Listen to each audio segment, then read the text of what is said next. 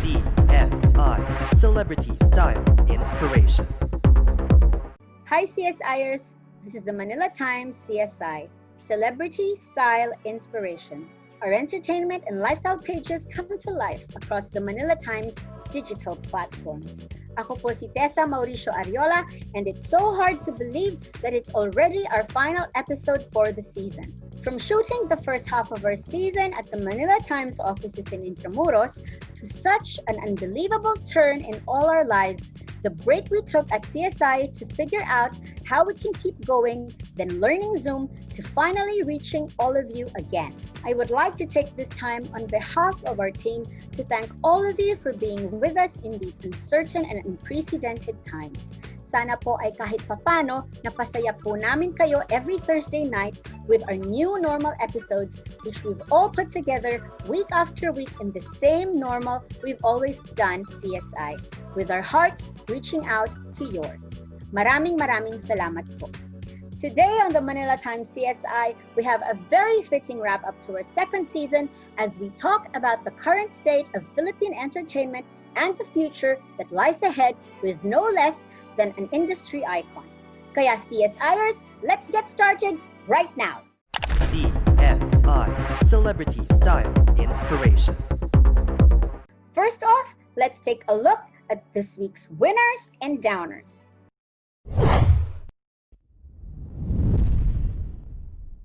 We have a winner over in Hollywood with Katy Perry and Orlando Bloom welcoming their first child, Daisy Dove Bloom. The announcement of daughter Daisy's birth was done through UNICEF, where the famous celebrities both serve as ambassadors. Leading up to the big day, Katy and Orlando were very much aware that not everyone has the same fortune as them of giving birth safely and comfortably amid the pandemic. So months ago, they set up a donation page with UNICEF, whose funds will help ensure that every expecting mother has access to a healthcare worker and proper healthcare. And with that, we welcome to the world the beautiful Daisy Dove Bloom. A downer, meanwhile, is the number of ABS-CBN services that said goodbye one after the other last week. This, of course, is still an effect of the network's loss of franchise. ABS-CBN Regional was shut down after 30 years on free TV, where Filipinos across the country had access to local editions of TV Patrol and Kapamilya shows to keep them informed and entertained. Hindi na rin magpo-produce ng bagong episodes ang regional network ng kanilang respective morning shows, leaving many loyal Kapamilya viewers very sad indeed. In addition, OMJ, the DZMM radio program hosted by showbiz journalists MJ Felipe and Ogie Diaz, along with ABS-CBN's OPM radio station MOR 101.9, have gone off the air permanently. OMJ is one of the most popular showbiz talk shows on radio, while MOR 101.9 has long paved the way for many OPM artists to succeed, as well as shape how Filipinos appreciate music today. MOR mounted a very emotional farewell concert last week with OPM icons Gary Valenciano, Ogie Alcacid, and Regine Velasquez leading their star-studded finale, many of whom thanked the radio station for helping them thrive in the music industry for many years. Another major downer was the tragic passing of Hollywood actor Chadwick Boseman from stage 4 colon cancer. He was only 43 years old and died at home with his family and wife by his side.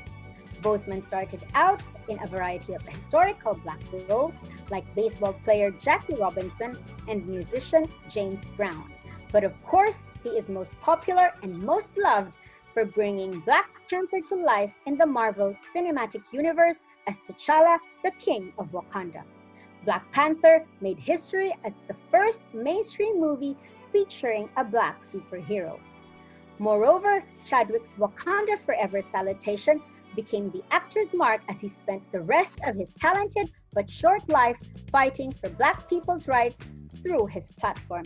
Gone too soon, Chadwick Boseman. Rest in power, King T'Challa. Finally, inannounce ng manunuri ng pelikulang Pilipino ang nominees for this year's Gawad Urian Awards, which is set to be given in October.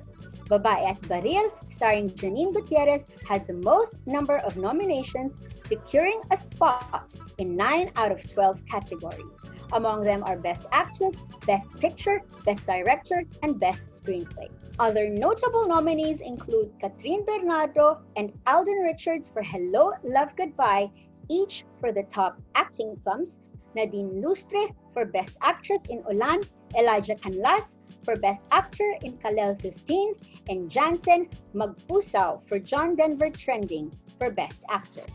Notwithstanding the pandemic, the manunuri ng pelikulang Filipino stated the awards will go on whether digitally or hopefully via a traditional awards night. And that's it for this week's Winners and Downers. Please stand by for this week's certified CSI report.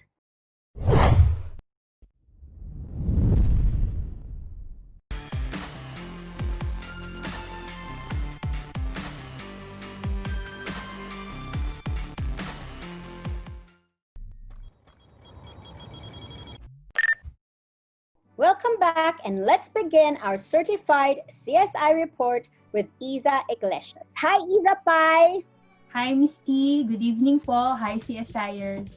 Good evening. It's great to see you. Who do you have for us this week, Iza Pai? Misty, ang CSI report ko po for this week ay certified engaging. Let's hear it!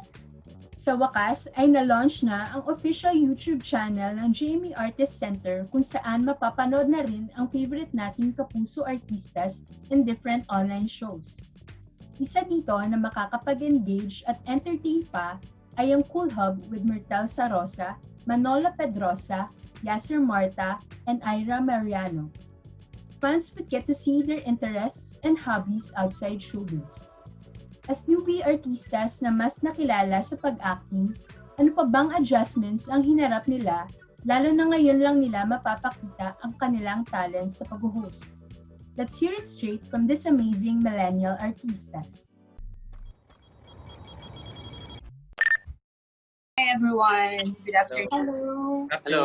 I just wanted to ask everyone, parang is this hosting skills you have is natural para sa inyo kasi we've known you, all of you, through acting eh. So, kailangan nyo pa bang mag-adjust when it comes to hosting? Personally, I think as with hosting, it's also a skill. So, acting, hosting, it's still a skill. So, it's something na we all have to learn. And I'm lucky enough na nag-provide yung talent development ng hosting workshop.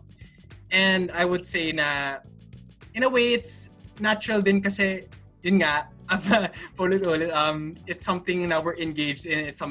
The topic is something we're interested in. So, kumbaga, natural na yung pag-engage to the person na we're interviewing.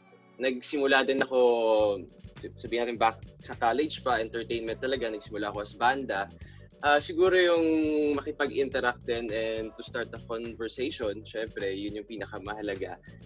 For me, natural din na lumalabas, like lalo yung kung ano yung common denominator namin ng guest, kung ano yung hilig namin, yun nagiging free-flowing. Yun yung gusto rin namin sa Cool Hub. Ayaw rin namin parang gawing scripted yung show, pero gusto lang namin sobrang natural nung pakikipag-usap ng bawat isa.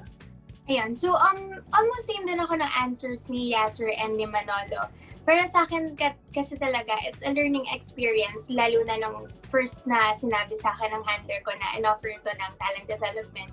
So parang na-encourage din ako na mas matuto pa dun sa hosting skills ko. Especially hindi lang siya yung sa yung hosting na, yung voice, yung confidence on screen, but also yung writing skills namin, yung creative mind din ay napapagana namin kasi yun nga, sabi nga ni Manolo, it's a collaborative effort na nag-iisip din kami about dito sa project na to, na hindi lang kami binibigyan ng talk points, na binibigyan kami ng ano yung episode natin for today. So talagang we help and yun, kumbaga nagiging ano siya, part din ng pag-aaral namin as an actor na pwede rin kami maging confident as hosts.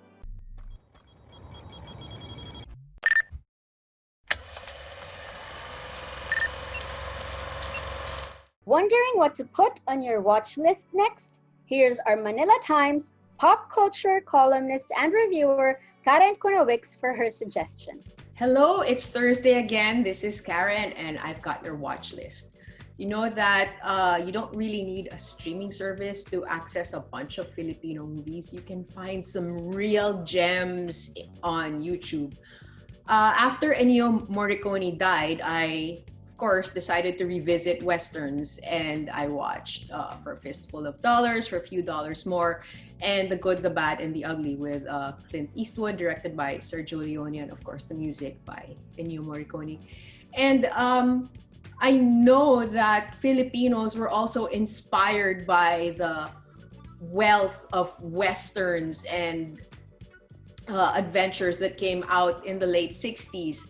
And guess what? On YouTube, you can find ang Alamat ng Pitong Kilabot. And it was made in 1967. And of course, you can see that from the title alone, that the inspiration is The Magnificent Seven. Now, it stars a very young Fernando Poe Jr., Erap Estrada, Eddie Garcia, Zaldi Shornak, Jess Lapid. They're all there. They're all in their cowboy wear. And you know how, the Clint Eastwood Westerns would start, or a lot of Westerns, you've got this drifter coming into town, and he checks out the saloon, just to maybe get a pulse of what's going on in the town. So the first scene here is you have Fernando Poe in black, and I think the equivalent of entering the saloon is like he's entering some sort of a cafeteria. And while he and a lot of his co-stars are in Western gear, a lot of the other extras seem to be wearing, what might be typical fashion for the era. It's quite interesting, it's quite charming, and it's pretty cool that we had our own Westerns. Now, if Magnificent Seven was the original, well, guess what? The Expendables, not original.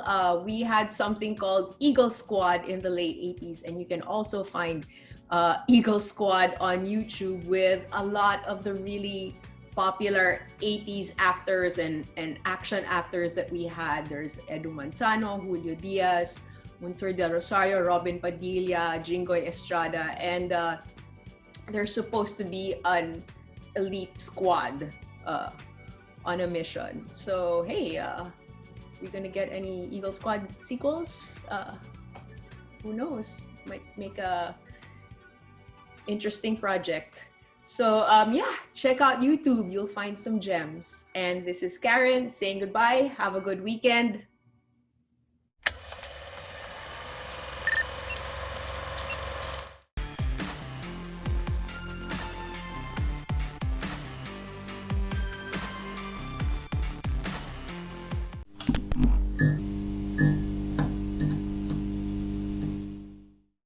We have said this multiple times on CSI that as we live through the new normal, we are grateful for the TV series and films that we can stream online to get us through these worrying times. And in these past few months, trending talaga ang Filipino films, whether through online film festivals, limited streaming on YouTube and Facebook, and on top global platforms like Netflix, iFlix, and iWant. Now, more than ever, we've been able to see na kakaiba ang artistic talent ng mga Pilipino.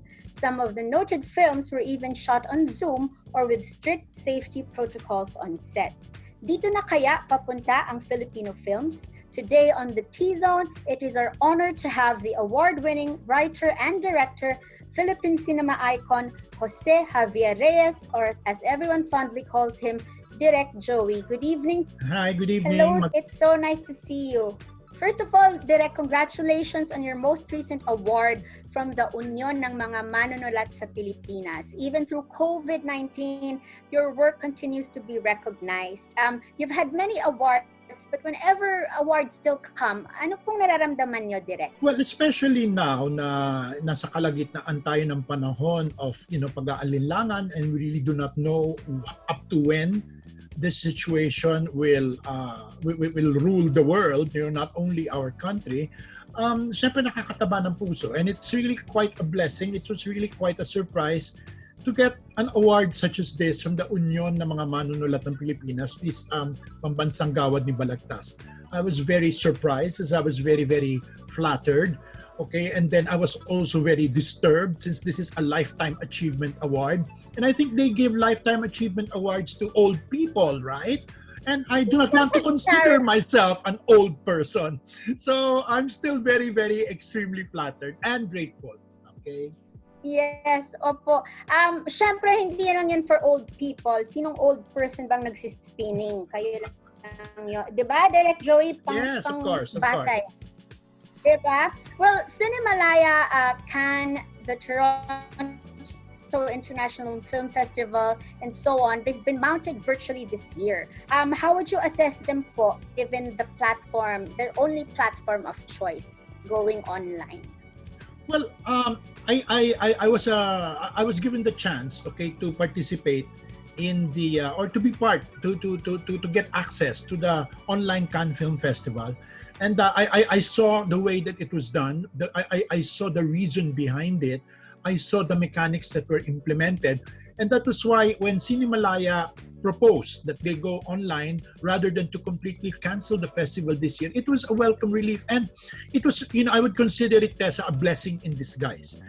Why would I consider it a blessing in disguise? Because well, for numerous reasons. Okay, first and foremost is it highlighted the short feature films, which people always tended to put aside, okay, during the regular Cinemalaya festivals. Kasi ang talagang pinapanood at dinadagsa ng tao sa CCP ay yung mga full-length films. But since this year, yung mga participants namin ay hindi nakapagtapos ng kanilang mga pelikula dahil inabutan sila ng lockdown, minabuti namin na ipalabas ang mga short feature films. And sinwerte naman kami that in the year 2020, ang gaganda ng mga short feature films. Now, and this created an audience, okay? This generated an audience.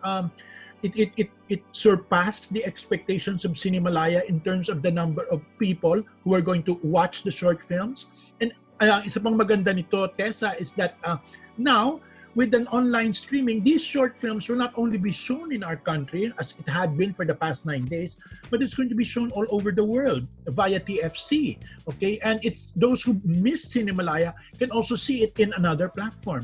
So, ito ba magiging direksyon ng mga film festivals? I think this is going to be an embellishment. Okay, it's going to be an embellishment. It will be an added feature that if there is a film festival, you can go to Cinemalaya via CCP or you can see it in the movie houses all over Metro Manila. But there will now be an online component. Magkakaroon na ng online component. In other words, it broke open the door of the possibility of an online extension, okay, of the showings. Now, bakit ito nakakaganda? Because we have no choice, Tessa. We have no choice. We cannot open cinemas, okay? And even as we speak, right this very moment, we do not know when cinemas will open. And Tessa, even if cinemas open, will people watch movies in movie houses? Hindi ba? Hindi ka ba kakabahan? Hindi ba dahil you're in an aircon room where the air is circulated all around? Hindi ba? And then although you are 2 seats apart from each other, there is still a high risk in the same manner that there is a high risk of spending time with people who you do not know, despite all the precautions you take in places which are sukob, hindi ba? So, online is the way to go. Online is the way to go. Baka lang yung isang worry, if everything is uploaded online, mas madali mapirata. Ganun ba yun? That's are true, you but there are certain... about that? No, there are certain devices in which hindi ka mapapipirata yung work mo. Okay? Hindi mapipirata. And that is through various stop gaps that is created along the way. Okay? That is why certain films like when in Cannes, not just anybody can watch these pre-released films Okay? Kailangan buyer ka or certified ka na para mapanood ito. But then when you go into the Cinemalaya mode, hindi ba, I mean, wow, if you are an up-and-coming filmmaker, you want as many people to see your films as possible because this is your calling card, okay, into the big time, di ba? This is your calling card to the big time. Is there a risk of piracy? Yes, there is, but we are trying our best to minimize it. We're trying our best to put stopgaps so that hindi siya madaling mapirata. You were saying that for a director who is unknown or up and coming pa lang, this is such a great platform for them at makikilala na sila. Maraming mga Pilipino pelikula sa Netflix yung hindi they didn't really do well, in the cinemas, but then they were so appreciated when they went online, And kayo rin po, mga pelikula nyo rin po ay nasa Netflix, no? Tulad ng Time and Again with Winwin and Enzo, My Baby Love, with Alden and Maine, and I, and of course, marami pang iba. Time and Again is actually one of the top most viewed ngayon. Anong feeling nyo? But you're already an icon in Philippine cinema, pero yung feeling na napapanood na ng mas maraming tao. I will be very honest, Tessa. Yung Time and Again did not make money. Okay? In the same manner na yung palabas din ni Paolo Contis at saka ni Alex De Rossi, okay? That did not make money. Okay? Nobody went out of the way to pay 200 or 300 pesos to watch it. But then when you put it in Netflix, all of a sudden it's getting such viewership. Okay, it's getting such viewership. Maybe in terms of financial remuneration, hindi ba? It will not bring back as much return of investment to your producer. But in terms of viewership, in terms of people watching your film, mas maraming dihama. Alam mo, ang daming ganyan. Okay? Another example is itong kakabukas lang ngayon. Na also from Regal, yung Finding You. Again, it's trending, but when it showed in the movie houses, it was okay. But now you'd be surprised how many people are watching, how many people are watching a Jerome Ponce Jane Oineza movie, hindi ba? Or how many people are watching RK? Next namin is yung kay RK Bagatsing, okay? So in other words, maraming nanonood, okay? And that is good. That is good. At alam ko kung bakit, kasi nakakulungan tao, hindi ba? At saka ako, kahit gaano ko gusto, na patay ako sa Korean telenovela, after a while, nakakapurga na rin. Hindi ba? You wanna watch something Filipino. Hindi ba? Nakakapurga na rin. So, that's good. And that is good. It's good in terms of viewership, but then again, it still has to translate to money eventually. It has to come up with a credible business model. Pero Direk, of course, the movies that we have watched on Netflix, the Filipino movies that we're all proud of, dahil syempre Filipino yan nasa Netflix, they were done pre-pandemic. Nakita nyo na po ba yung mga teleserye? There are a few that have started and then lockdown po sila, nag-ere na po, at saka lahat ng mga bagong shows naman po on television na gumagamit din sila ng virtual setup.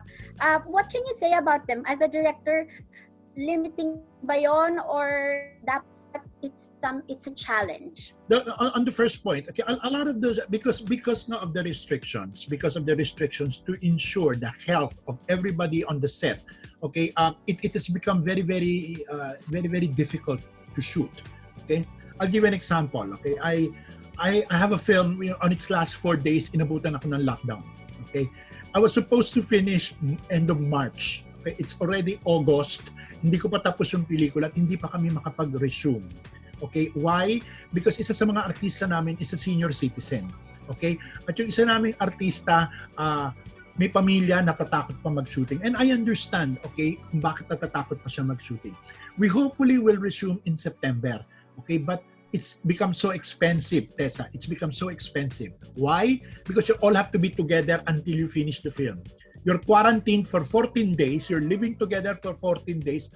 The producer is housing and feeding you, okay, for 14 days. Then you will shoot, and then you go home and you get quarantined for another 14 days. So in other words, 1 month kang walang kinikita, okay, just to finish 4 shooting days. Okay? And when yung 4 shooting days na yan, at least 50 to 60 people ang araw-araw pinapakain ng producer. Okay? So, it's become so expensive that we see that the budget has bloated to about 30% more than what it was in the normal situation. Point number 2, ang daming-daming mga ginagawa ngayon na puro Zoom. Patuloy nito, di ba? Mga movies na puro Zoom because it's the only safe way to do it. Hindi ba? Okay, fine, but you just can't keep on doing movies with Zoom. Okay? After a while, you kind of figure out na teka muna, you're just making do with the situation, and it's no longer healthy, okay, in terms of creativity. Okay? But you're doing it because it's the only way you can do it, and you have people together. Okay? And then finally, number 3, okay, which is I think most important. We have to move on from this, di ba? We have to adjust and then advance. Di ba? We really have to advance. We have to find ways of telling stories. Tessa, one thing which is very important to note is that you and I have changed because of 4 months of confinement. We're not the same people we were from last March. Because we've been confined, di ba? We realized so many things that we never realized 4 months ago. And even our taste in our stories have changed. You can't have the same TV shows that you had 4 months ago. Di ba? You can't have them, you can't just, put life on pause and then resume. No, because our mindsets have changed. The stories we have to tell have also changed. Now, that is the challenge among filmmakers and television content makers. We have to find what it is that the people want to know. And it's sharing what we all have gone through. Tessa, remember that this is not only a Philippine experience, this is an international experience. Okay? I read an article that a friend of mine sent me kanina, which really destroyed my heart about what's happening to New York, the great diaspora of New York. My God, the center of what we think is cosmopolitan living, people are evacuating it because restaurants are closed, theaters are closed, jobs are lost. It's not only New York, it's also happening here. So what sort of stories do you tell to address the here and now? It cannot be the same rom-com, hampasan ng bulaklak at sundutan ng lobo, hindi ba? I mean, at this point, hindi ba, in the same manner that in terms of fashion, who cares about the fashion now? Because you don't go out with, with what you wear, hindi ba? So we've changed. That's the biggest challenge, I think. And I think we have to address that challenge in so many ways. But knowing you and how your mind always works with you always have these ideas. For you, Direk, kung magkakaroon ka ng pelikula, I can't even call it post-pandemic kasi hindi pa natin alam kailan siya matatapos. Pero, given the restrictions of how to shoot, have you thought of a plot already or a storyline that you think would be something people want to watch now that they've changed? You know what, Tessa, what keeps my sanity? 3 things keep my sanity. Okay, number 1 is I still teach. I teach online. Okay, every Wednesday. So it keeps my sanity because it's something to do even at home. But it's so strange that I'm going to finish a term and I haven't met any of my students face to face. It's a big loss because iba yung kilala mo yung estudyante mo. Okay, that keeps me sane. Number 2 is I binge watch Netflix and all my Korean novelas, okay, to keep me a sense of sanity and regularity. And you know what I've been doing? Tessa, I've written about 4 screenplays na since the pandemic, okay, because I'm here at home, okay, so I keep on writing. Another blessing in disguise, aside from the fact that I turned into a plantito, okay, is that I started writing the stories that I really wanted to write, okay. Some of these stories I cannot do immediately, mainly because it's impossible with the present conditions. But I'm also writing stories I can shoot. I work for a film company, and right now we are planning to come up with films which are not even going to be shown in movie houses, Tessa. They're going to go straight to online, no? Straight online. We're going straight to YouTube and even Facebook. We're platforms like that. Hindi ba? So you're doing all that, and I think I'm challenging even my students, all my kids. Okay, now is your time. Okay, now is your time to really look into yourselves and then make films because it's not gonna work anymore. Again, I will repeat, Tessa. The stories you have to tell have to be different. I know that there are attempts to bring back things from the past, okay, and hope that it will still work, but I really don't think so. People have changed so much. I can see one of the great things about you Direk is how you want to pass on your knowledge, and because of that you're one of the best teachers to ever be in Benil. Kaya po nagpapasalamat kami sa iyo dahil nasa amin ang Neil Aldrin Reyes at siya na ginawang show ang aming dyaryo. Diba? It's such a I'm sure it feels great, Direk, pag nakikita niyo yung mga estudyante niyo nagsashine you know what? It's the biggest trophies you get in life are not those that are placed on shelves and given to you for directing or for screenwriting whatsoever. No, it's the kids. It's the kids who you manage to push from their, to push and do something much more than they thought they could. The real legacy of people is not what you do when you're alive, but how you continue in terms of the kind of inspiration you give them after you're way gone. Nafe-feel po talaga namin direct yung concern nyo for the next generation of filmmakers and screenwriters. Oh yes. Mabuhay po kayo because of that, no? Maraming salamat. Opo. I guess my last question, of course, tayong mga Pilipino, before this whole thing happened, we all look forward to December, no? When it's just Filipino films all around and MMFF season na po pagdating ng Pasko. Ano ho sa tingin yung mangyayari sa taon na to sa MMFF? Alam mo, Tessa, bahagi ako ng MMFF dahil sa yung mga student films under sa akin, ako nag-supervise. Alam mo, Tessa, I'm very worried. I'm really, really worried. It all depends kasi if a vaccine can be found before December. And Tessa, hindi naman it's a matter of the vaccine being discovered. It has to be tested and distributed, hindi ba? Malay mo, baka nga may vaccine na hindi ka nga makaka-COVID, tubuan ka naman ng piksa kung saan-saan, hindi ba? As a side reaction. It has to be tested, hindi ba? Now, and another thing is that, are people willing to take the risk of going to movies na, even if it's Christmas? And then lastly, Tessa, the biggest problem, may pera ba ang tao para manood ng sine? Ang lungkot naman, Direk. Pero hindi. We have to make do, okay? Hindi naman ang pera ang tanging batayan ng ating kaligayahan. I think by December, dapat magpasalamat tayo dahil hindi pa tayo nako-COVID. Hindi ba?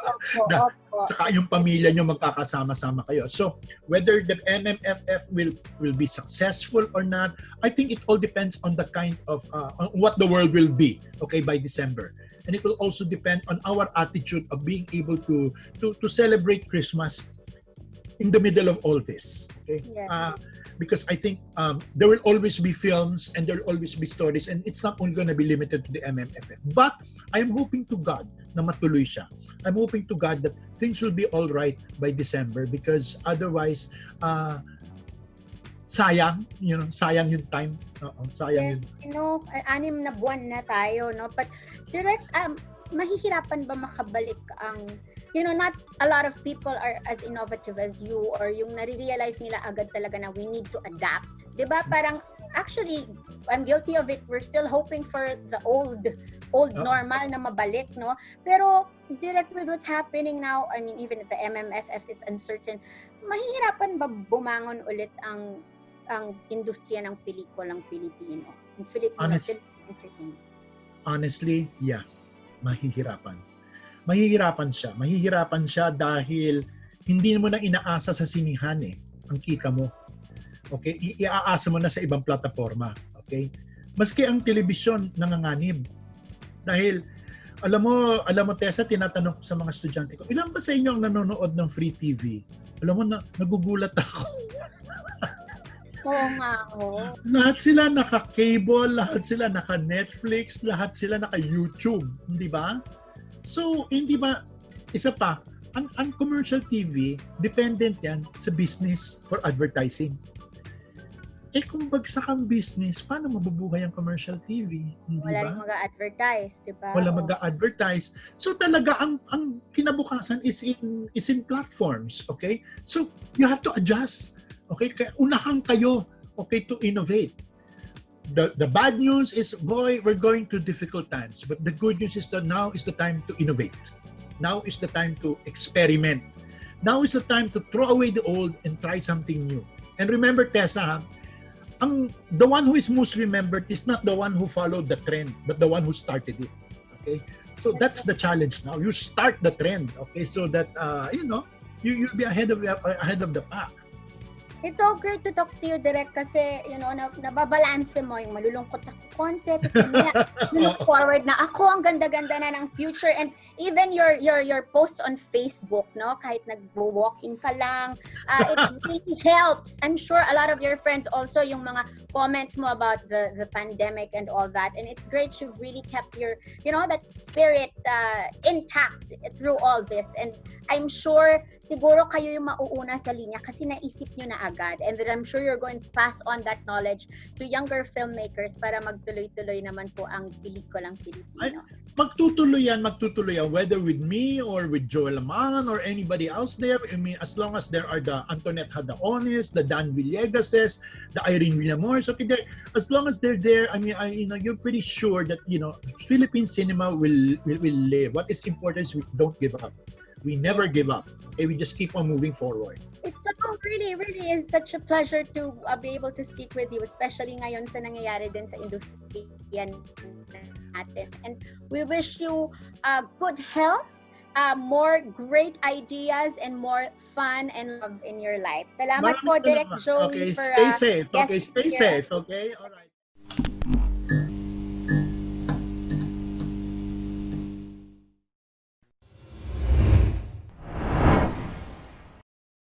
Okay, CSI-ers, that was such a great interview with Direk Joey Reyes. And syempre, na-inspire tayo at nagkaroon ng maraming hope that magtutuloy-tuloy ang pelikulang Pilipino. So now, we're here on CSI Exchange where Iza, Tina, and Nika join me. Hello, girls! Hi, Miss Tessa. Hi! Diba? Hindi ba kayo na-inspire sa mga sinabi sa atin ni Direk Joey?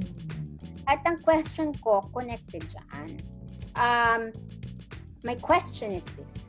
What are the films or series that you've watched through the quarantines that proves na maganda at kakaiba talaga ang Filipino films? Let's start with you, Tina Pai, in the middle. Okay. Hi, Miss T. Hi, CSI-ers. So, sa akin po, ang napanood ko po or pinaka-nag-stand out sa akin during quarantine ay ang Through Night and Day na na-mention din ni Direk Joey kanina. Super, hindi ko maalala yung last na nanood ako nun, super hagulgol. At ang ganda-ganda ng pagkakasulat ng storya at mas namangha po ko dahil parehas na, yung na-interview din natin last time sa The P-Zone, na si Paulo Contis at si Alessandra De Rossi ang nag-produce. So, way to go sa Filipino film. How about you, Iza Pai? Ano ang nag-stand out para sa'yo dahil binge-watch tayo? Yes. Ako po, Miss Tessa, nitong nakaraan lang, nanood po ako ng Cinemalaya, The Whole Week. Na-mention din ni Direk Joey yung kanina. Yes, Puro you shot short all the films. entries, no? Lahat, Iza Pai. Yes, Galing. Miss Good Tessa. girl. Kung i-share mo sa amin sa mga nakita mo. Kasi nga, yun ang mga films na inabutan, like Direk Joey was saying, inabutan na yun ng COVID. So, a lot of them were left unfinished, but they were still made into short stories, diba? Yes, po. Dun lalabas talaga ang talento ng film director, di ba? Anong masishare mo among them besides the best picture, no? Anong mga Ay, yung sa akin po, Miss T, yung Fatigue. It's parang interactive film eh. Para siyang you have the choice kung anong gagawin mo, susundin mo kung ano yung nakalagay sa screen. And medyo medyo scary siya, nakakagulat, ganon. Tapos hindi mo na-expect na pwede siyang magawa ng isang director in such a short period of time. Pero grabe yung impact niya sa mga manonood.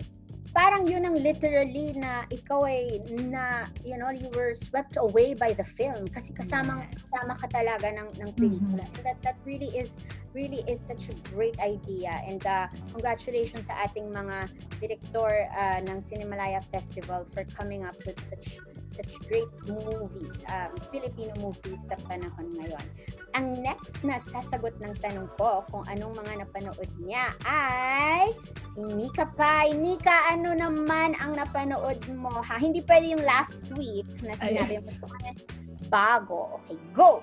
Actually, ito po, first time ko lang mapanood during the early days of lockdown, which is Four Sisters and the Wedding. Sobrang late na, ang tagal na pong na-release. Pero, noong early days of lockdown, around March or April ko lang po siya napanood. And apparently, based po pala siya on a story by Direk Joey, although di po siya yung screenwriter. And then, sobrang nakakatuwa lang kasi makikita mo yung range ng isang movie na gano'ng katagal ba yung 2 hours na pwede kang umiyak ng sobra and then tumawa ka agad and then makisabay sa mga famous lines na nila Bea, na Angel, ganyan.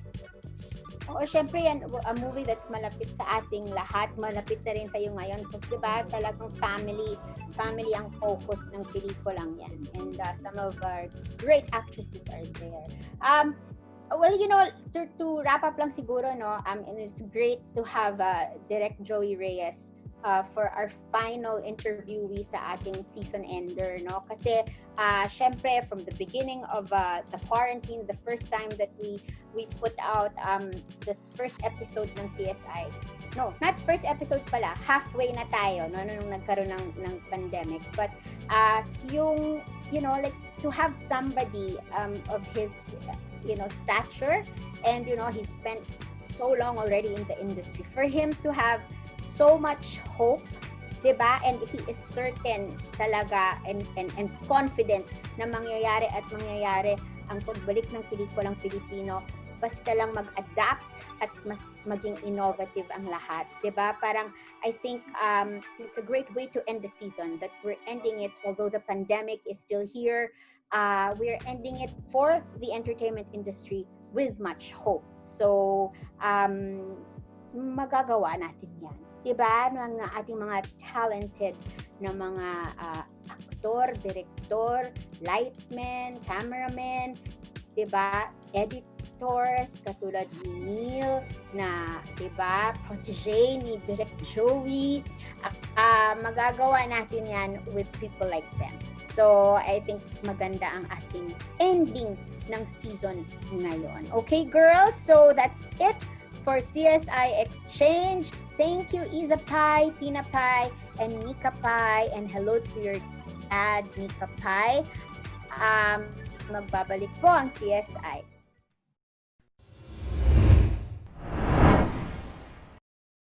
And that's it for the final episode of the Manila Times CSI Celebrity Style Inspiration Season 2. Thank you very much to Christina, Isa, Nika, and Neil for getting another new normal episode to complete the season for all of you. Our special thanks also go out to Bambi Fuentes, Jenny Santa Cruz, and Domingo Roque for their all-out support during our pre-COVID shows. And of course, maraming salamat to our second season guests, Chris Bernal, Lira, Myrtle Serosa, Carlo Aquino, SB19, Tessie Tomas, Elijah Canlas, Kokoy De Santos, Barbie Forteza, Paulo Contis, Ria Ataide, Derek Ramsey, and last but not the least, the ever-inspiring and multi-awarded director Joey Reyes, who believes there's no way but up for the industry we all love as long as we adapt and surge on. And of course, the biggest thank you goes to our CSI-ers who supported us with their viewership, likes, comments, and reposts. Kayo po ang inspirasyon namin para magtuloy-tuloy sa aming profession as journalists.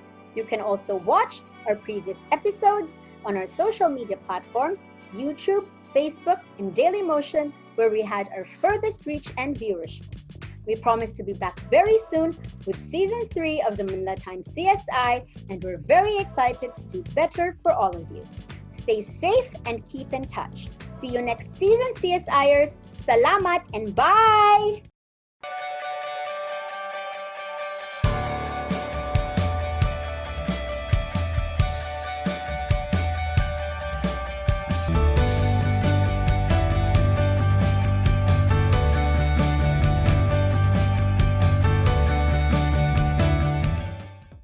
Don't forget to subscribe to our YouTube channel for more episodes of the Manila Times CSI. See you!